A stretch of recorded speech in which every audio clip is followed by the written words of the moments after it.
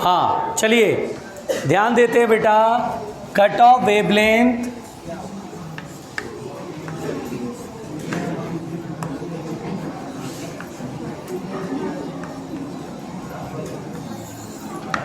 देखिए बच्चों शांत रहना और ध्यान से सुनो। मैंने आपको कंटिन्यूअस एक्सरे समझा दिया था, अब हम लोग पढ़ने जा रहे हैं कट ऑफ वेवलेंथ। देखो बच्चों कट ऑफ वेवलेंथ क्या है। कट ऑफ वेवलेंथ मान लीजिए एज फॉर एग्जाम्पल, आपको मैं बहुत सिंपल एग्जाम्पल से बैठ जाओ। देखिए आपको मैं एक सिंपल एग्जाम्पल से कट ऑफ वेवलेंथ समझाऊंगा। सबसे पहली बात तो बेटा cut off wavelength is the, देखिए शांत रहना, आराम से सुन लो। कट ऑफ वेवलेंथ बेटा शॉर्टेस्ट वेवलेंथ भी कहलाता है, या कहीं कहीं पर एक्सरे। अजय सिसोदिया एक बार कर लो।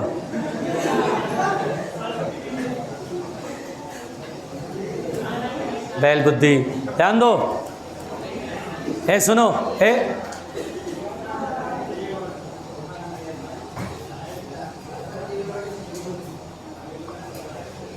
देखिए कट ऑफ वेवलेंथ एक प्रकार से शॉर्टेस्ट वेवलेंथ भी कहलाता है, मिनिमम वेवलेंथ भी जिसको आप कह सकते हैं। यहाँ पर बेटा क्या होता है, इसको एक सिंपल एग्जांपल से ऐसे समझें कि मान लो ये टारगेट एटम है, मेटेलिक टारगेट का ये एटम है।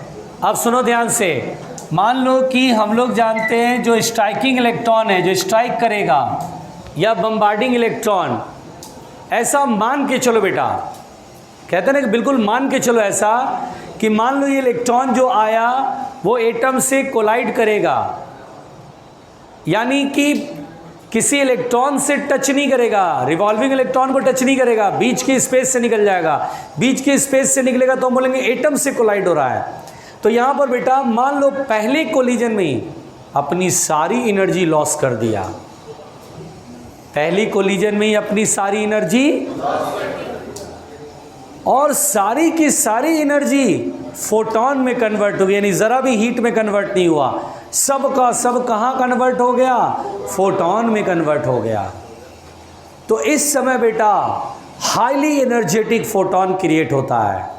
जिस फोटोन की एनर्जी जितनी ज़्यादा होगी उसका वेवलेंथ उतना ही कम होगा। इस समय जो वेवलेंथ होगा उसको बोलेंगे कट ऑफ वेवलेंथ। तो बहुत ध्यान से सुनना कि अगर मान लो मैंने आपसे कहा कि सपोज, बिल्कुल ध्यान से सुनना बेटा, सपोज अ बम्बार्डिंग या स्ट्राइकिंग इलेक्ट्रॉन, समझना ध्यान से, suppose a striking electron loses all its energy, loses all its kinetic energy, अपनी पूरी काइनेटिक एनर्जी लॉस कर दे, loses all its kinetic energy in first collision, पहले ही कोलिजन में, पहली बार जिस एटम से टकराया उस एटम से टकराने के बाद पूरी काइनेटिक एनर्जी लॉस हो गई, जितनी भी थी सब लॉस हो गई, and all lost energy converts into, all lost energy converts into a photon of electromagnetic wave, converts into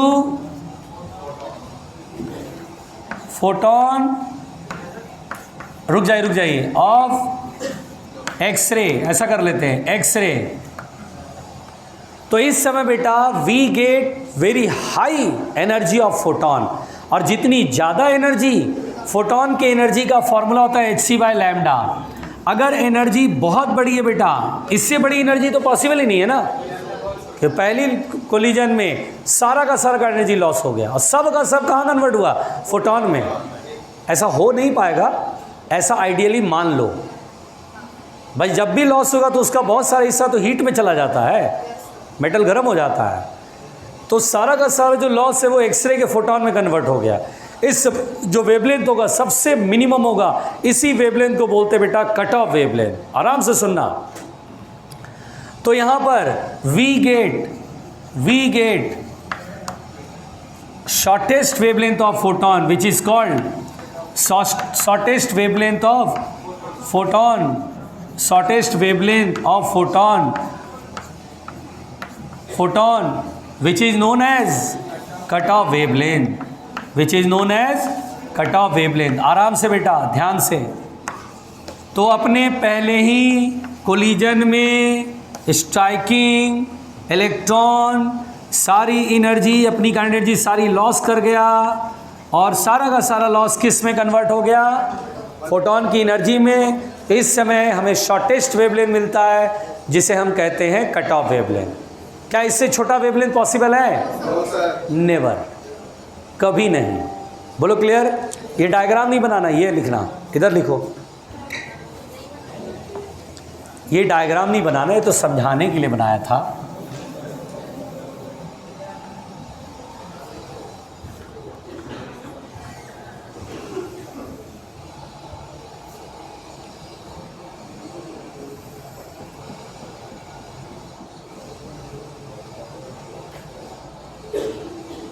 शांत शांत.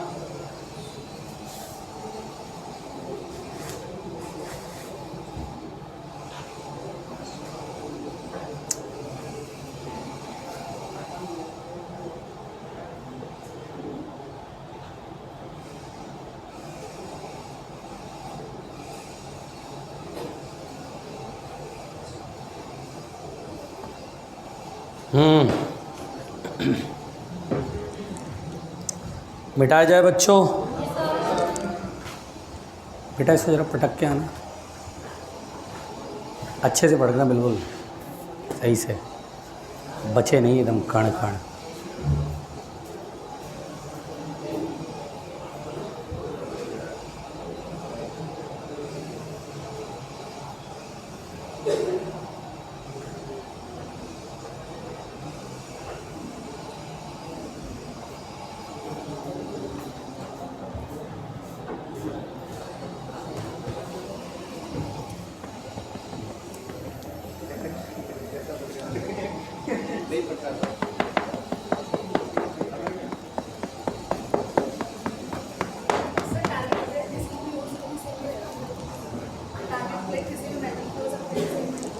क्या कट ऑफ वेवलेंथ ना? हाँ अभी देखो तो सही हो गया बेटा. हाँ एक इलेक्ट्रॉन देख लो, मैं ऐसा कोई इलेक्ट्रॉन मान लो. सब इलेक्ट्रॉन तो ऐसा नहीं कर पाएंगे. सपोज दैट कोई एक ऐसा इलेक्ट्रॉन है जो अपने पहले ही कोलिजन में सारी एनर्जी लॉस कर गया, और सब एक ही सिंगल फोटोन, मोटा फोटोन बनेगा, बहुत सारा एनर्जी भरा हुआ उसके अंदर, Hc/λ. अच्छा बेटा सब लोग ध्यान दीजिएगा, सब लोग ध्यान दीजिए. इधर इधर इधर. अच्छा बताइए, ये मॉलिब्डेनम का बना हुआ है, बीच में स्मॉल नैरो होल होता है, और यहाँ पर एक्सेलरेटिंग वोल्टेज होता है बच्चों. अच्छा यहाँ पे मेटेलिक टारगेट होता है. अब एक बात समझो बच्चों, इस फिलामेंट के द्वारा जो इलेक्ट्रॉन निकलता है वो लगभग जीरो काइनेटिक एनर्जी से निकलता है. अब यहाँ पर इस वोल्टेज की वजह से एक्सेलरेट करेगा, और एक अच्छी खासी बहुत बड़ी काइनेटिक एनर्जी से यहाँ पहुँचेगा. सुनिए ध्यान से, अगर मैं कहूँ कि इलेक्ट्रॉन में काइनेटिक एनर्जी ke है, अपने कोलिजन में, पहले कोलिजन में, इधर ध्यान से सुनना, अपने पहले कोलिजन में ही टकराया और सारा का सारा काइनेटिक एनर्जी लॉस, और सब किस में कन्वर्ट हुआ? एक सिंगल फोटोन में. तो फोटोन की वो पूरी एनर्जी फोटोन में कन्वर्ट है, तो फोटोन की एनर्जी Hc/λ और काइनेटिक एनर्जी सेम रहेगी बेटा. अब बताओ इस समय जो वेवलेंथ होगा इसे क्या बोलेंगे? Cut off wavelength. Cut off wavelength is represented by lambda के चरणों में c. तो lambda cut off is equal to क्या होगा? Hc/ke. अब एक चीज़ बताओ मुझे, एक बात समझो बच्चों, इधर सुनो. तो lambda c cut off wavelength is Hc/ kinetic energy. अच्छा एक बात बताओ, अगर यहाँ पर वोल्टेज यहाँ से यहाँ तक V है, ठीक है, आप जानते हो यहाँ से यहाँ तक वोल्टेज है V, और काइनेटिक एनर्जी 0 है, तो इसमें v वोल्टेज से एक्सेलरेट कर रहा है, चूंकि इलेक्ट्रिक फील्ड की वजह से फोर्स लगेगा और एक्सेलरेट करेगा, तो जो काइनेटिक एनर्जी v वोल्टेज की वजह से आता है वो होता है q इंटू वी, इलेक्ट्रॉन पे चार्ज e इंटू वी। इस v को क्या बोलते हैं? Accelerating voltage. So cut off wavelength का फॉर्मूला एक तो आप जान चुके हैं hc/ke, या दूसरा होगा hc/ev, e इंटू वी। तो ध्यान दीजिए बेटा बहुत आराम से, this is the cut off wavelength hc/ev। रुकिए, इसका मतलब ये हुआ कि अगर अप्लाइड वोल्टेज एक्सेलरेटिंग वोल्टेज बड़ा होगा तो कट ऑफ वेवलेंथ और छोटा हो जाएगा। अगर मैंने एक्सेलरेटिंग वोल्टेज छोटा कर दिया तो कट ऑफ वेवलेंथ बड़ा हो जाएगा। आपसे पूछा जाता है ये क्वेश्चन, ये आता है न्यूमेरिकल या थ्योरेटिकल सवाल कि cut off wavelength accelerating voltage पर कैसे डिपेंड करता है, तो हम बोलते हैं सर इन्वर्सली प्रोपोर्शनल होता है। Cut off wavelength is equal to h constant है, Planck's constant, c speed of light, e is the charge on electron जो कि कितना होता है 1.6 इंटू 10⁻⁻19 कूलम, और v इज वही एक्सेलरेटिंग वोल्टेज जो डायग्राम में दिखाया है। बोलो समझ में आया? तो क्या कट ऑफ वेवलेंथ का फॉर्मूला याद रखेंगे? पहुंचो, अब डायग्राम बनाओ समझने के लिए। मानेगा ही नहीं भाई, कुछ लोग पता नहीं क्यों आता है, भाई घर पे रहा करो यार।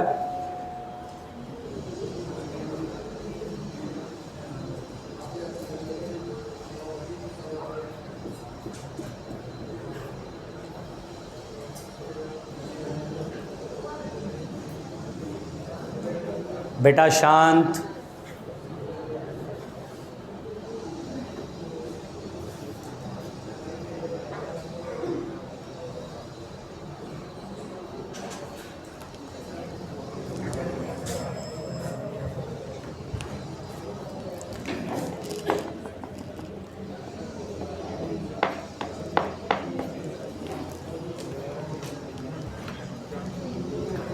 ओहो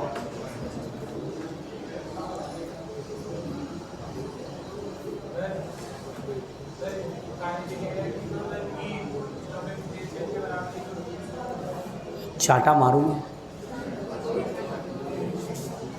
तुम चाटे खाने वाले काम कर रहे हो। वहाँ फोटो इलेक्ट्रिक इफेक्ट में एमीटर और कलेक्टर के बीच का वो पोटेंशियल है जिससे करंट एनर्जी 0 हो जा रही थी, तो वहाँ लॉस के ही which is equal to EV0, और यहाँ स्टॉपिंग है। यहाँ तो इलेक्ट्रॉन की करंट एनर्जी 0, तो उसे खींच करके स्पीड पकड़ा के करंट एनर्जी लाया गया है, वो अलग है। ये एक्सेलरेटिंग वोल्टेज है, वो स्टॉप कर रहा था, स्टॉपिंग पोटेंशियल वो अलग है। इधर उधर मिला मत देना बेटा, एक ही फॉर्मूला देख के मतलब मिला मत देना कि सर ये तो वही फॉर्मूला है, कंसेप्ट अलग है ना। वो रुक रहा था, ये एक्सेलरेट करा रहा है। बातें नहीं,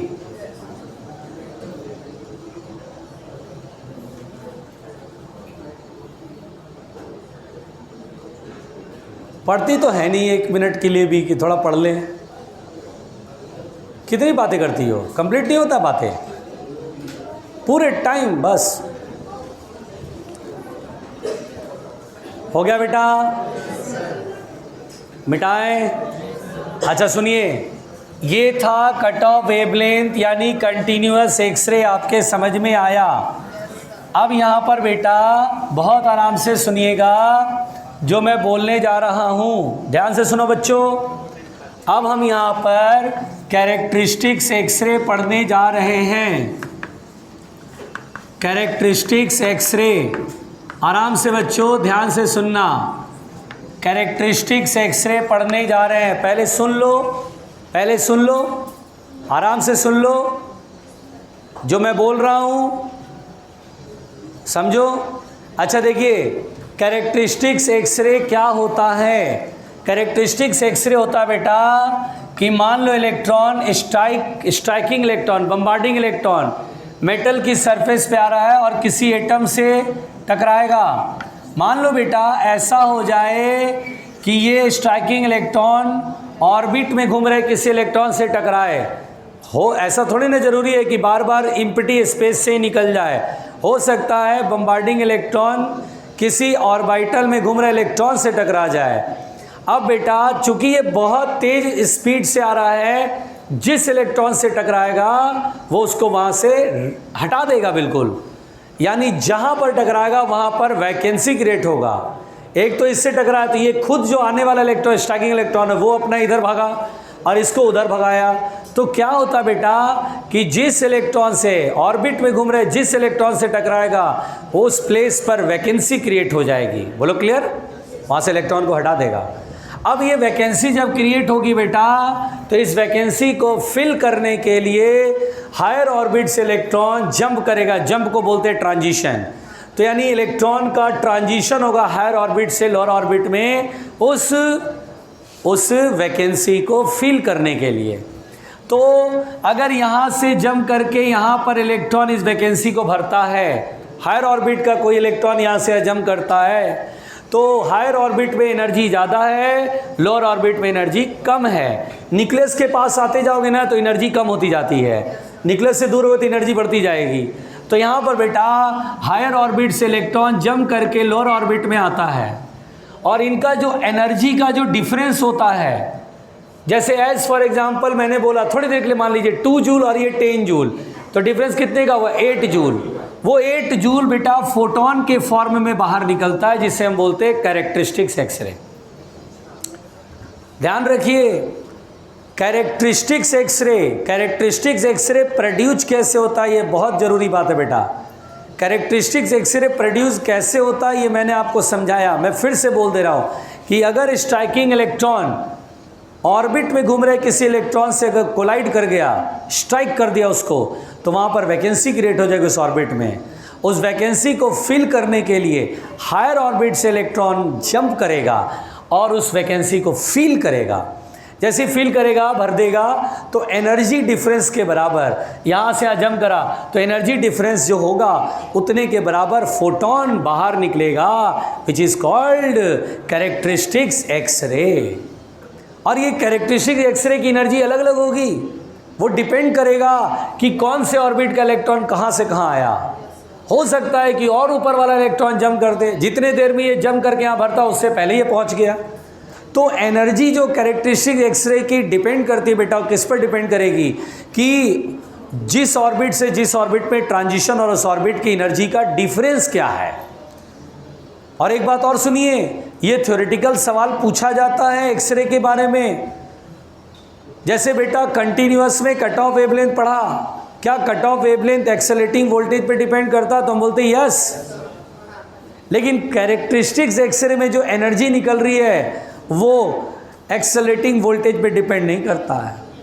ऐसा कभी नहीं होगा कि वोल्टेज बढ़ा दोगे तो कैरेक्टरिस्टिक्स एक्सरे की एनर्जी बढ़ जाएगी, नहीं। वोल्टेज बढ़ाओगे तो कंटिन्यूअस की एनर्जी बढ़ेगी, कंटिन्यूअस एक्सरे ज़्यादा एनर्जेटिक हो जाएंगे। लेकिन बेटा वोल्टेज बढ़ाने से कैरेक्टरिस्टिक्स एक्सरे की एनर्जी पर कोई असर नहीं पड़ेगा। क्यों? क्योंकि कैरेक्टरिस्टिक्स एक्सरे इस बात पर डिपेंड करता है कि ऑर्बिट में एनर्जी का डिफरेंस क्या है। ऑर्बिट में यहाँ से एनर्जी का डिफरेंस तो फिक्स है ना। अब चाहे और तेजी से टकरा, उससे क्या मतलब है? वैकेंसी क्रिएट होना चाहिए बस, वैकेंसी क्रिएट होना चाहिए बस। और एक्सरे प्रोड्यूस ही तब होता है जब फास्टेस्ट मूविंग इलेक्ट्रॉन्स होते हैं। स्लो मूविंग इलेक्ट्रॉन से एक्सरे नहीं प्रोड्यूस होता है। तो फास्टेस्ट है तो जाहिर सी बात है वैकेंसी तो बनेगी।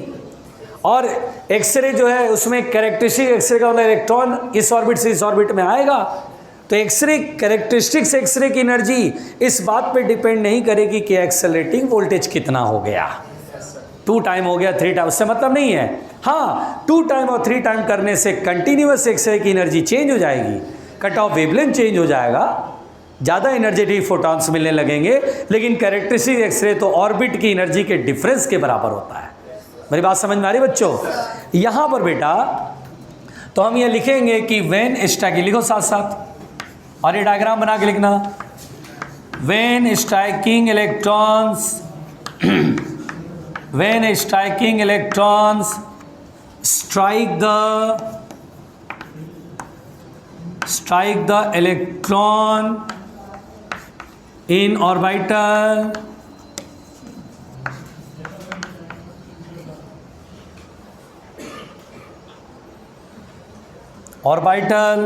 then vacancy creates in that orbital, vacancy create होगा उस ऑर्बिटल में। क्लियर है बच्चों? To fill the vacancy, vacancy भरने के लिए electron in higher orbit, electron in higher orbit, जो इलेक्ट्रॉन हायर ऑर्बिट में है, मेक ट्रांजिशन, मेक्स ट्रांजिशन मतलब जंप करना, makes transition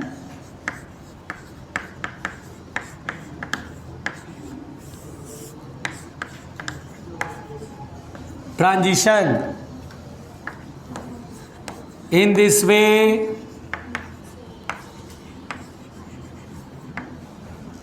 energy released equal to energy difference between the orbits equal to energy difference between the orbits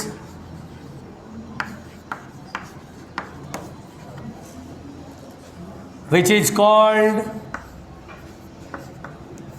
in the form of photon, in the form of photon, photon के form में, in the form of photon, which is called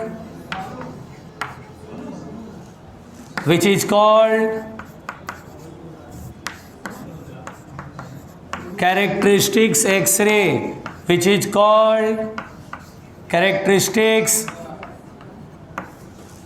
X-ray,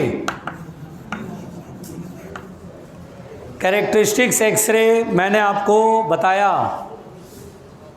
साक्षी यादव,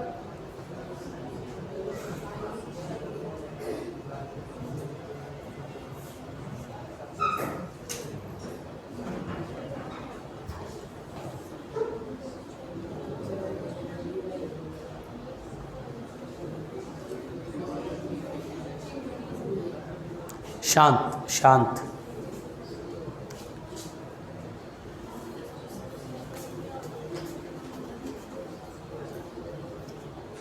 लिख लिया बच्चों? देखिए characteristics x ray तो बहुत खतरनाक लगा।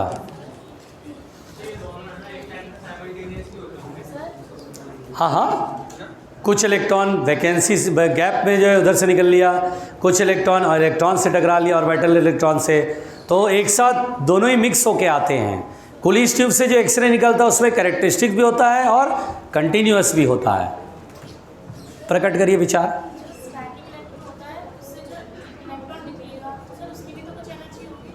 किसकी एनर्जी होगी? हाँ, जो इलेक्ट्रॉन यहाँ पर आया पहले से मौजूद है और ये आया तो ये इधर भगा, ये इधर भगा, अब ये इधर जाएगा किसी एटम से टकराएगा, ये इधर जाएगा किसी एटम से टकराएगा। वो आगे कुछ भी कर सकता है। यहाँ वैकेंसी में ये यहाँ से आ गया कैरेक्टरिस्टिक्स एक्सरे, फिर वो आगे किसी एटम में इलेक्ट्रॉन से टकराया, फिर कैरेक्टरिस्टिक एक्सरे प्रोड्यूस होगा। लेकिन कैरेक्टरिस्टिक एक्सरे में सीरीज ऑफ वेवलेंथ नहीं होगी। जैसे कंटिन्यूस क्या होता था, हर तरह का फोटोन मिल रहा है, इसमें नहीं होगा। इसमें तो एनर्जी का डिफरेंस के बराबर होता है हर बार कैरेक्टरिस्टिक से। नहीं कुछ नहीं हुआ भैया, शांत, मिटा इसको। यहाँ पर बेटा बहुत ध्यान से मेरी बात सुनिएगा, यहाँ पर बेटा बहुत ध्यान से मेरी बात सुनिएगा, सुनिए। अरे बैल सुनो, सुनो ध्यान से।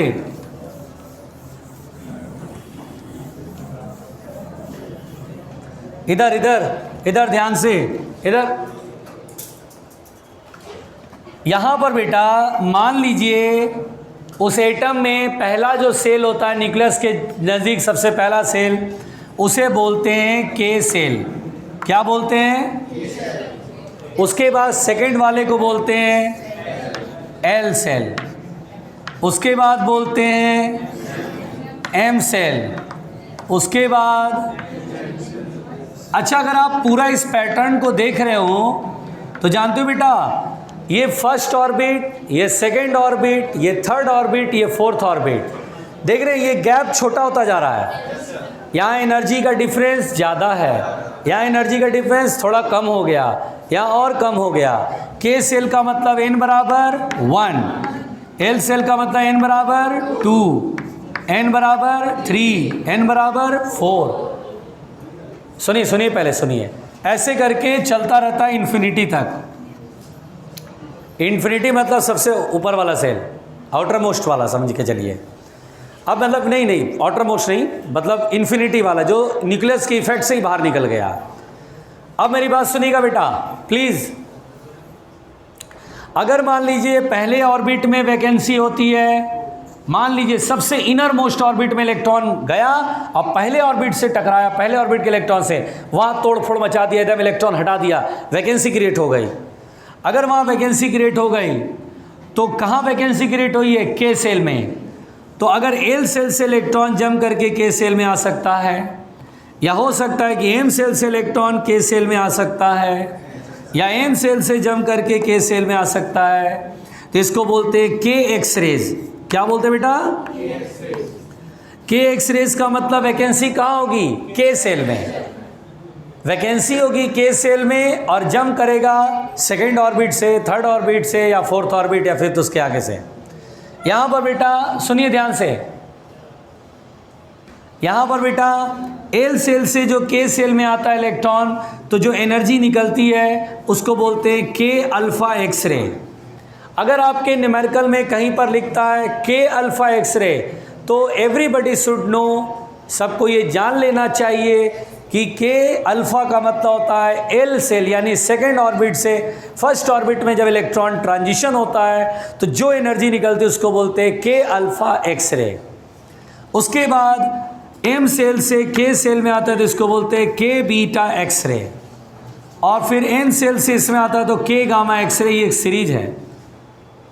उसके बाद बेटा हो सकता है इलेक्ट्रॉन सेकेंड ऑर्बिट में जा करके electron, striking electron second orbit के इलेक्ट्रॉन से टकराए। अगर वैकेंसी यहाँ होगी तो ये इलेक्ट्रॉन तो यहाँ जाएगा नहीं, हमेशा हायर ऑर्बिट से इनर ऑर्बिट में ट्रांजिशन होता है। तो यहाँ पर बेटा इससे जब आएगा तो देखिए एल में आ रहा है, वैकेंसी इन एल, फिर उसके बाद यहाँ से यहाँ आ रहा है, यहाँ से ऐसे आ रहा है, इसको बोलते हैं L series, L X rays, L X rays. अगर बोलता है एल अल्फा, जैसे के अल्फा, उसी तरह एल अल्फा का मतलब नियरेस्ट, इस सेल के नज़दीक सबसे ऊपर कौन है? एन है, तो यहाँ से आ रहा है तो L alpha X ray, L beta X ray, L gamma X ray. फिर बेटा अगर यहाँ वैकेंसी क्रिएट हुई तो इसको बोलेंगे एम अल्फा, क्या बोलेंगे? एम बीटा, एम गामा, इसको बोलेंगे एम एक्स रेज, इसको बोलेंगे एम एक्स रेज। क्लियर हो रहा है? डायग्राम बनाओ।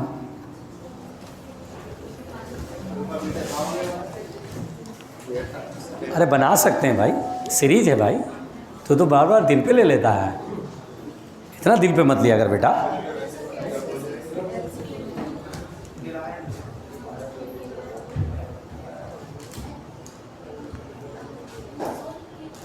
दिल तो आया था, गायब हो गया क्या? अच्छा है तो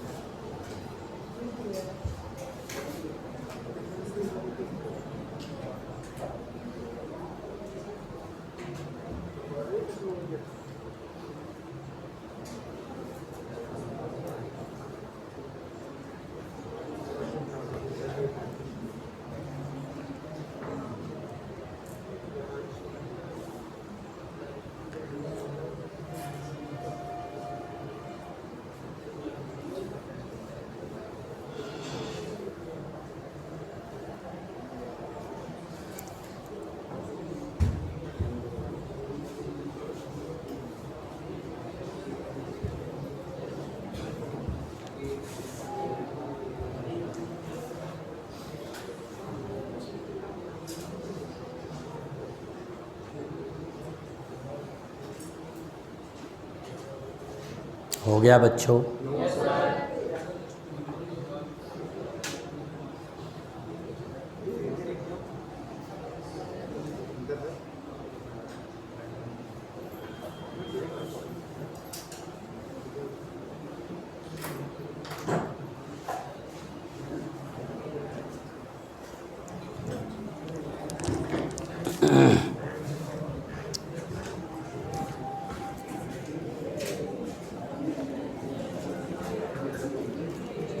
अब देखो देखो,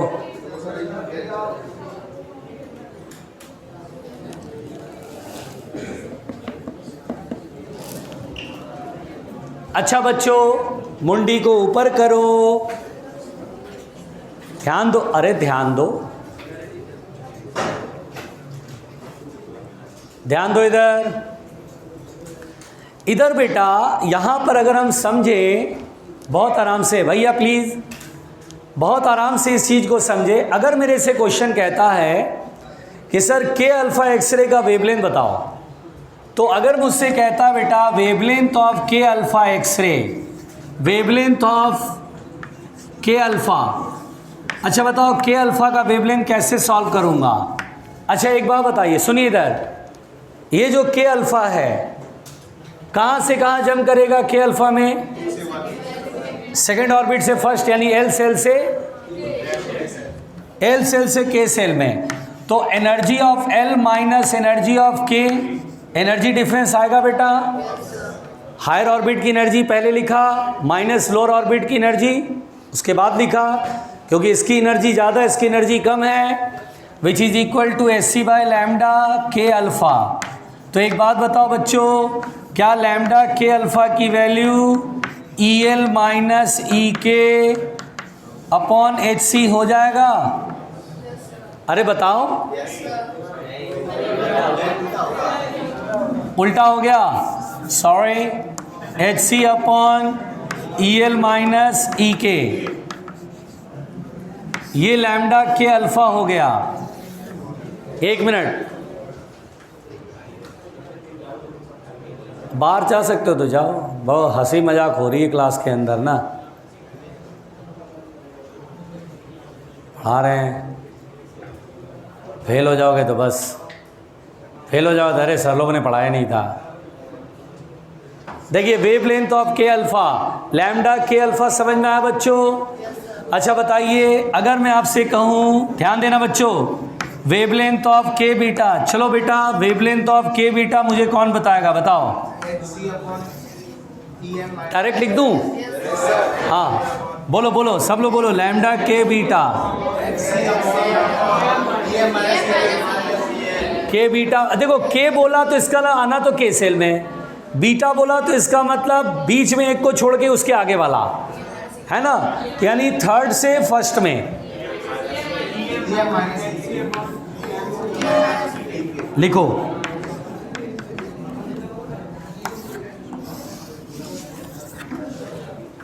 हाँ निकल निकल, जल्दी जल्दी जल्दी जल्दी, बैग वैग भी तो ले जा, आजा आजा, शांत।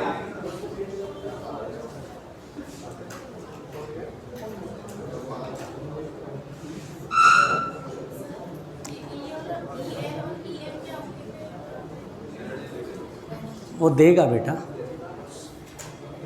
वो होगा।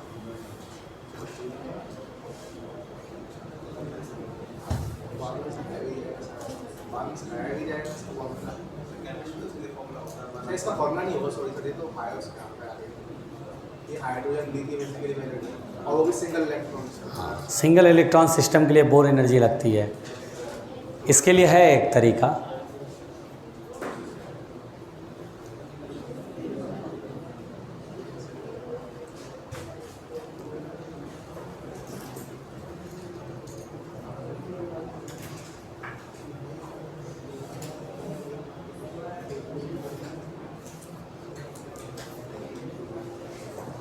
लिख पड़े बच्चों?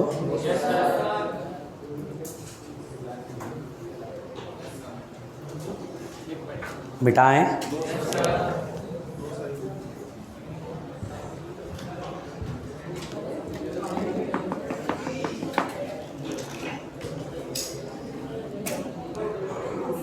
बेटा बातें नहीं भाई। अच्छा बेटा एक बात मैं पूछना चाहता हूँ, ठीक है, इस तरह से मैं हर के X rays, L X rays, M X rays सबका मैं वेवलेंथ लिख सकता हूँ। मैं कुछ ज़रूरी बात इसमें करता हूँ। अच्छा बताओ, अगर मैं आपसे ये पूछूँ, ध्यान देना इधर, जरा सवाल का जवाब दो। अच्छा बेटा बताओ, lambda K alpha, lambda K beta और लैम्डा के गामा में किसका वेवलेंथ ज़्यादा और किसका वेवलेंथ छोटा कम? के अल्फा, के बीटा, के गामा। अरे उसको उठाओ तो भाई, उठा तो, उठ जा, उठ जा, तेरे पीछे सबसे लास्ट बेंच पे उठ जा। बैग उठा, बैग कहाँ है तेरा? बैग ले, चल निकल, बैग लेके निकल, बैग ले निकल बेटा, बात नहीं, बैग ले लो निकल। देखिए के अल्फा, के बीटा और के गामा में कौन ज़्यादा एनर्जी है? अब एनर्जी जिसकी ज़्यादा होगी उसकी वेवलेंथ सबसे कम होगी, इसीलिए के गामा का वेवलेंथ सबसे कम और सबसे बड़ा के अल्फा। जिसका वेवलेंथ बड़ा उसका एनर्जी छोटा। बात समझ में आ रही है? इसका वेवलेंथ सबसे छोटा तो इसकी एनर्जी सबसे ज़्यादा। बोलो क्लियर? अच्छा फिर बेटा के अल्फा, के बीटा और के गामा में किसकी फ्रीक्वेंसी ज़्यादा? एच न्यू के फॉर्मूले समझेंगे, जिसका न्यू बड़ा उसका एनर्जी बड़ा, तो इतनी बार के गामा की फ्रीक्वेंसी सबसे बड़ी। क्लियर है ये? अच्छा एक मिनट, अच्छा के अल्फा, एल अल्फा और एम अल्फा में बताओ किसका वेवलेंथ बड़ा छोटा? K alpha, L alpha, M alpha, किसका वेवलेंथ बड़ा?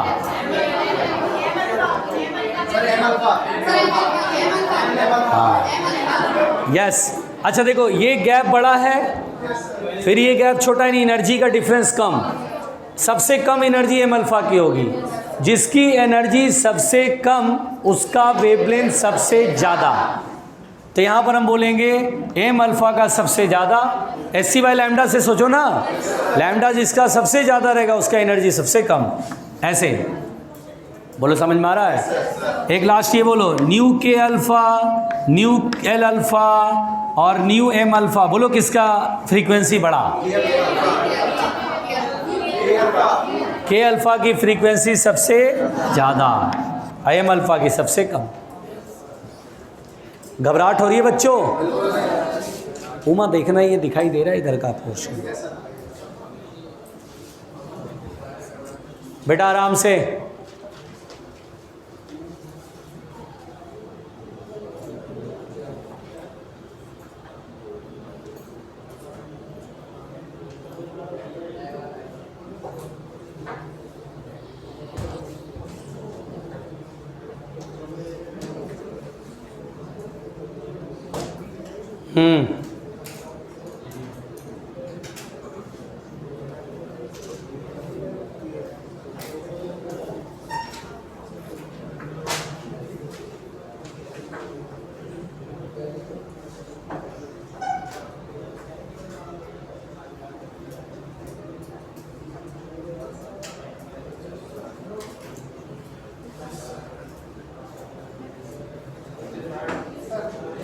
हो गया?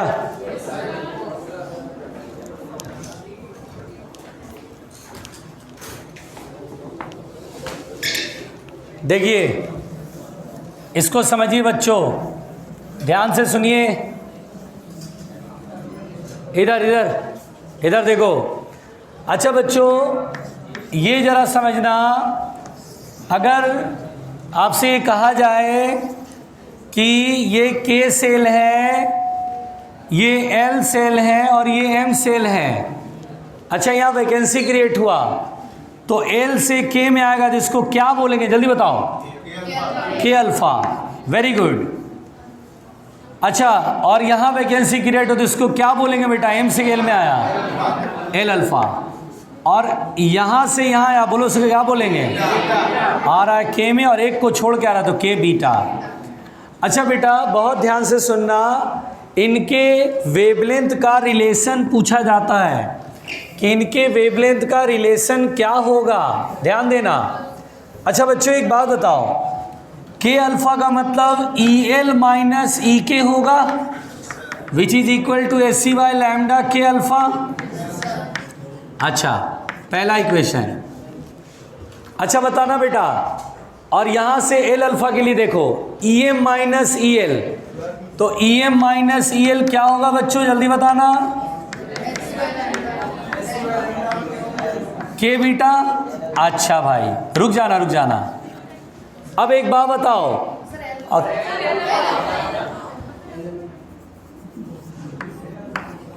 अच्छा बेटा एक बात और बताओ, के बीटा के लिए EM माइनस E के होगा। मैं एक काम करता हूं, पहले इन दोनों इक्वेशन को ऐड कर लेता हूं, तो प्लस EL से माइनस EL कैंसिल। उठ जा। हाँ तेरे को बोल रहा हूँ ना, बैग ले, बाहर निकलो। अब देखिए EM माइनस E के बराबर क्या होगा, HC कॉमन ले लेते हैं, 1 upon lambda K alpha plus 1 upon lambda L alpha. तो बताइए EM माइनस E के अरे EM माइनस E के तो HC upon lambda K beta है। हाँ घबराना नहीं भाई, बस जिसको पढ़ने में मन लगेगा उसको बहुत अच्छा लगेगा, आसान लगेगा कि सर ये सवाल आया तो तुरंत बना लेंगे। और घर पे जाके एक बार रिवीजन ज़रूर करना चाहिए, जो रिवीजन नहीं करा उसका रायता 1 upon lambda K beta equal to 1 upon lambda L alpha plus 1 upon lambda K alpha. अच्छा बताओ बच्चों, ऐसे भी याद रख सकते हो, देखो अगर तुम समझना चाहो तो सर ये एनर्जी और ये एनर्जी जोड़ दो तो यहाँ से ज़्यादा की एनर्जी मिल जाएगी। अब एनर्जी जोड़ोगे तो HC bye lambda K alpha, HC by lambda L alpha, जो कि HC bye lambda K beta के इक्वल होगा। नहीं आया समझ में? पहुँचो।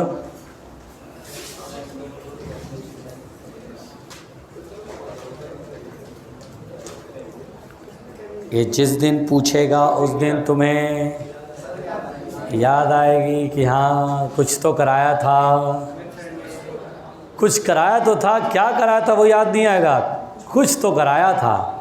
और नहीं बनेगा तो उसके बाद क्या होगा, बाहर आकर के यही कहा जाएगा अरे यार सर ने ठीक से नहीं पढ़ाया था। बैल ये बहुत बड़ा एक ना स्टूडेंट का सबसे बड़ा हथियार है, सर ने ठीक से नहीं पढ़ाया था। मम्मी हैं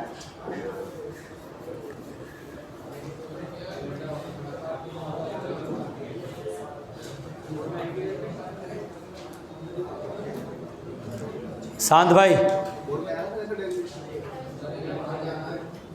न्यूमेरिकल पूछ सकते हैं, है डोंट वरी, जो पढ़ा रहा सब सिलेबस में है। ए शांत,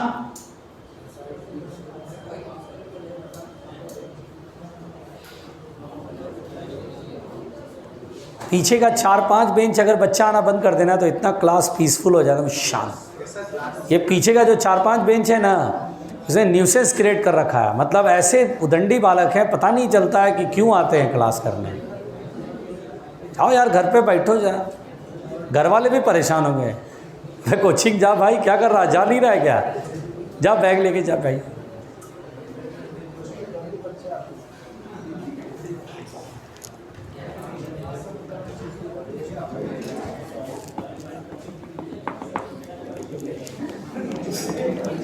खोलो नहीं, मिटा दें। देखो बच्चों, क्या एक बात बताओ, क्या कैरेक्टरिस्टिक्स एक्सरे समझ में आया? Yes sir. आसान था ना? Yes sir. लिखो ना।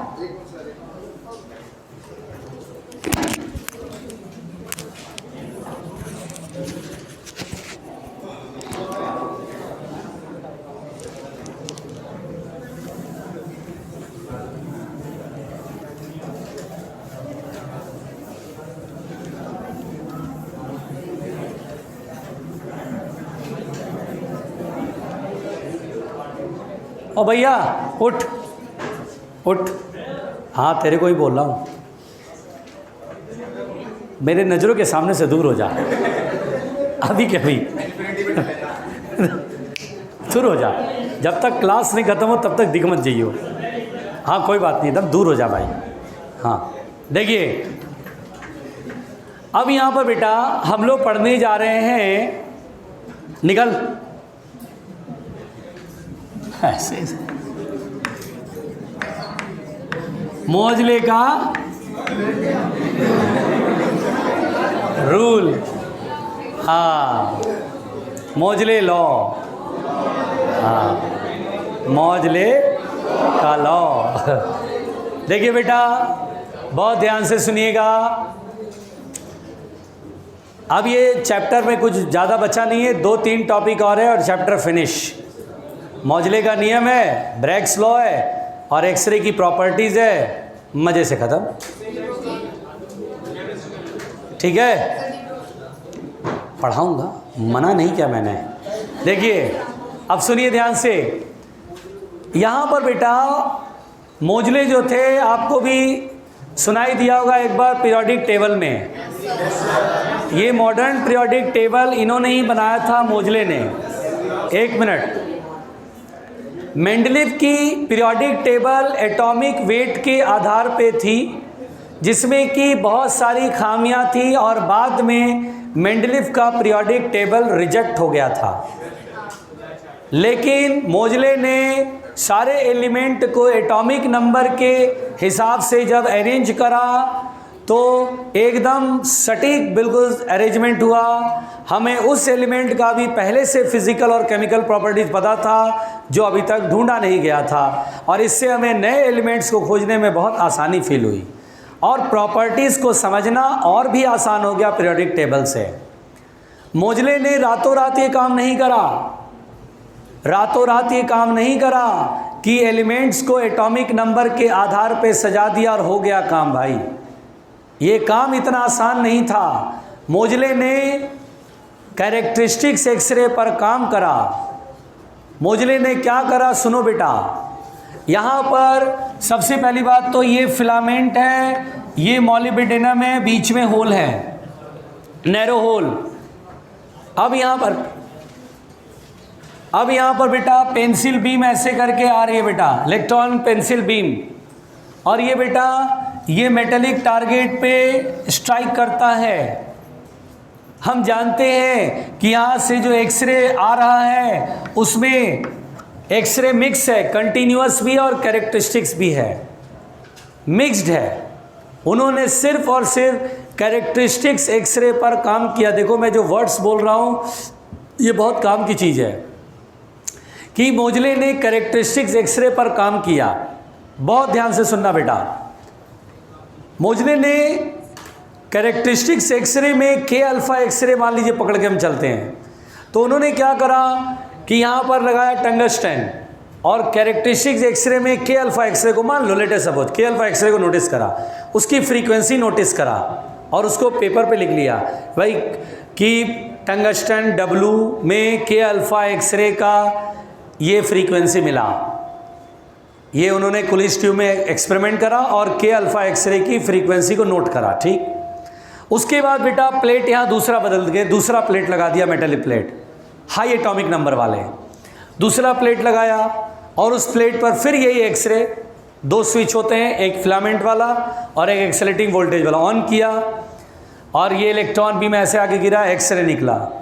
फिर उस एक्सरे में चूँकि ये दूसरे मेटल से निकलने वाला एक्सरे है, उसमें के अल्फ़ा की फ्रीक्वेंसी को फिर से नोट करा और फिर ऐसे लिखा कि मान लीजिए कोई मेटल है, मान लीजिए A, उसका के अल्फ़ा एक्सरे की फ्रीक्वेंसी, फिर मेटल B, के अल्फ़ा एक्सरे की फ्रीक्वेंसी C, और फिर उन डेटा को सामने देखा कि ये डेटा मुझे मिल रहा है। इन डेटाज में ऐसा क्या रिलेशन है जो हम इस्टेब्लिश कर सकते हैं, और उन्होंने फाइनली ये रिलेशन ढूंढ निकाला कि कैरेक्टरिस्टिक्स एक्सरे की फ्रीक्वेंसी का स्क्वायर रूट, यानी कि जो कैरेक्टरिस्टिक्स एक्सरे होती है उसकी फ्रीक्वेंसी का square root is equal to होता है A into Z minus B. रुक जाओ बेटा, मैं सब समझाऊंगा, पहले सुन लो।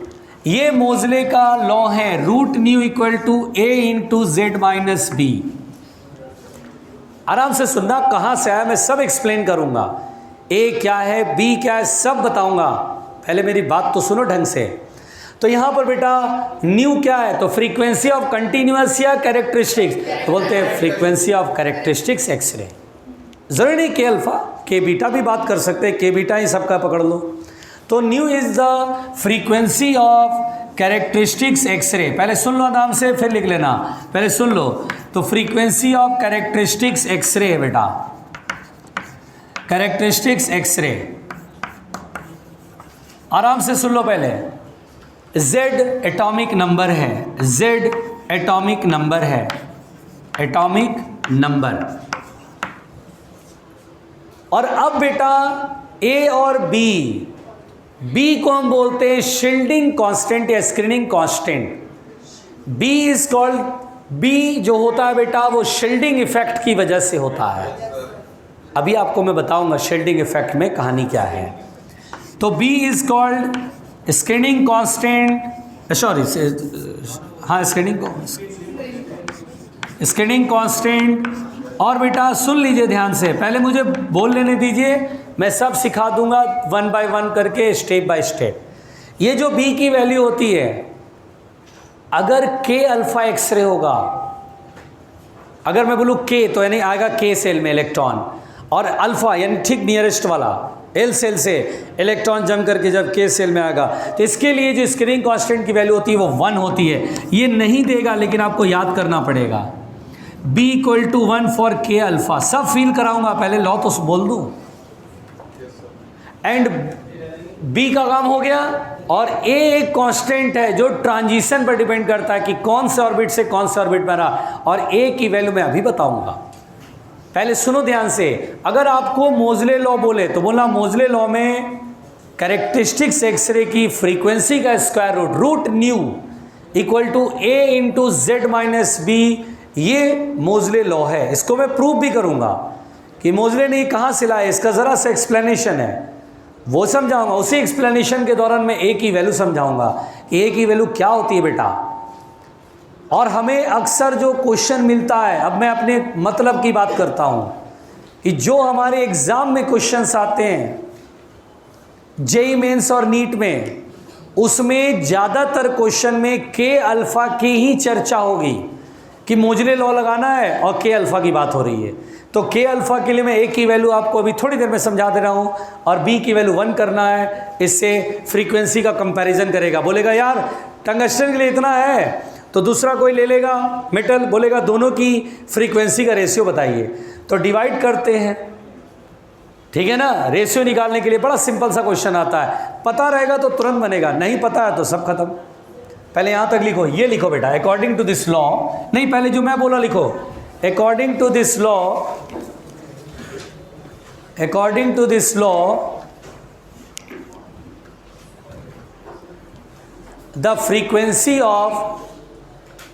the frequency of characteristics X-ray, the frequency of characteristics X-ray depends upon the atomic number,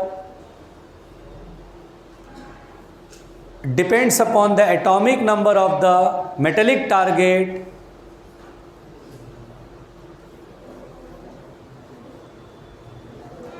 metallic target as follow. और ये पूरा लिखिए, पहले डायग्राम मत बनाना, जरूरत नहीं है।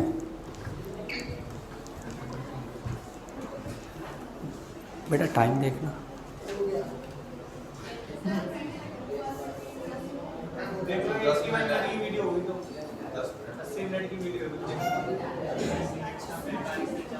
शांत ए, टाइम कितना हो रहा है?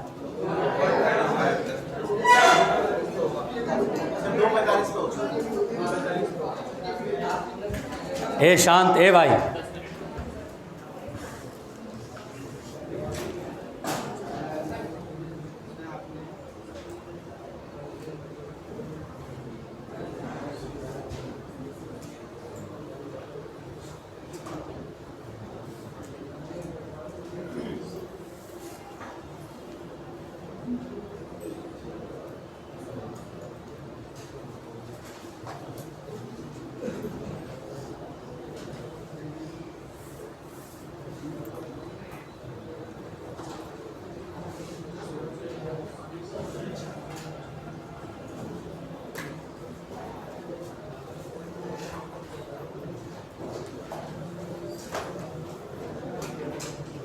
हो गया?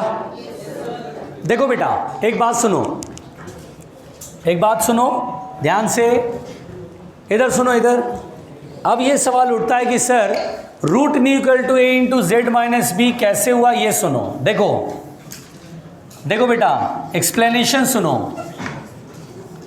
क्या एक्सप्लेनेशन था, इसको एक बार आप सीख जाओगे तो आप फिर उसके बाद कभी नहीं भूल पाओगे कि सर मोजले लॉ में रिलेशन कैसे आया था। देखिए बेटा, एक मिनट सुनिए। आप जानते हैं bore atomic model is valid for hydrogen और हाइड्रोजन लाइक एटम्स, यानी जिस एटम में न्यूक्लियस के बाहर केवल एक ही इलेक्ट्रॉन मौजूद होता है, उसमें हम लोग जानते हैं बोर्स थ्योरी के अनुसार किसी ऑर्बिट की एनर्जी का फॉर्मूला होता -13.6 into Z square upon N square electron volt में। ये एनर्जी किस में आती है बेटा? This formula valid only for hydrogen और हाइड्रोजन लाइक एटम, जिसमें न्यूक्लियस के बाहर एक इलेक्ट्रॉन हो, न्यूक्लियस में चाहे जितने प्रोटॉन हो डजेंट मैटर, केवल बाहर एक ही इलेक्ट्रॉन के लिए वैलिड होता है। यहाँ तो मेटेलिक टारगेट में हैवी मेटल्स है, एटम में न्यूक्लियस के अंदर भी बहुत सारा प्रोटॉन है, बाहर तो बहुत सारे इलेक्ट्रॉन है। बेटा मेरी बात सुनो, काम की बात सुनो। तो मल्टी इलेक्ट्रॉन सिस्टम में, इन मल्टी इलेक्ट्रॉन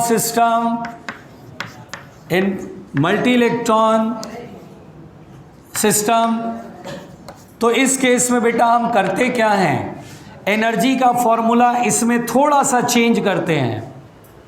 इसमें लिखते हैं -13.6 और इनटू में z के जगह z माइनस बी का whole square upon N square, where b is called the screening constant.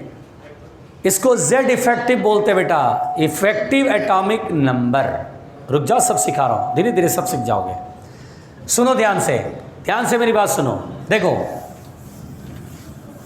क्या होता है बेटा, ध्यान से मेरी बात सुनना, बहुत आराम से सुनना।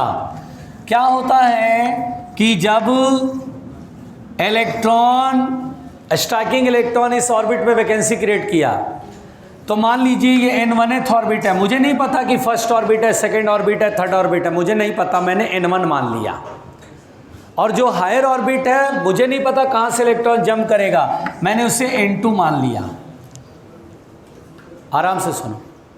अब यहाँ पर वैकेंसी यहाँ क्रिएट हुआ, तो इलेक्ट्रॉन यहाँ से यहाँ ट्रांजिशन करेगा, n2 से n1 में आएगा, और एनर्जी डिफरेंस के बराबर यहाँ से फोटॉन निकलेगा जिसकी एनर्जी h न्यू है। अब आप सोच के देखिए बेटा, फोटॉन की जो एनर्जी होगी वो En2 यानी हायर ऑर्बिट में से लोअर ऑर्बिट की एनर्जी को घटाएंगे।